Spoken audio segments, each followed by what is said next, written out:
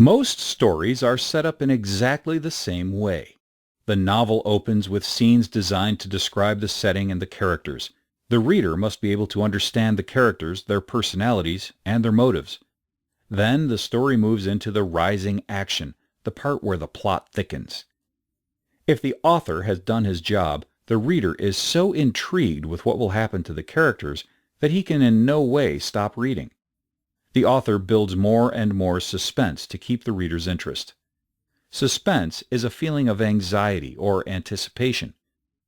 In literature, authors use that anxiety to make readers concerned about characters with whom they have formed sympathetic attachments.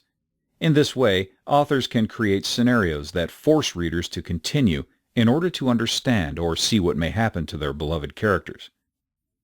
Suspense ensures the reader will have enough interest to continue reading throughout the piece. If the author has done his job, suspense will continue to increase up until the climax, or the final confrontation and turning point. There are many techniques authors can use to create this buildup of suspense. For example, in Edgar Rice Burroughs' novel Tarzan of the Apes, suspense is built through verbal cues. In the novel, the jungle man Tarzan falls in love with Jane. Then, Jane is carried off by a brutal gorilla. Jane then asks, "How can any vanquish such a mighty antagonist?"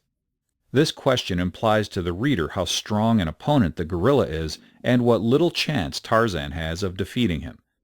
In this way, suspense for Tarzan's life is created, thus pushing the reader to read on in order to see what might happen to Tarzan and Jane.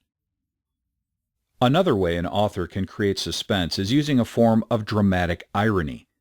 Dramatic irony occurs when the audience or reader knows something that the characters do not know. A great example of dramatic irony used to create suspense occurs in Shakespeare's play Othello. In this play, the malevolent Iago is jealous of Othello and determines to destroy him by convincing him his wife has been unfaithful.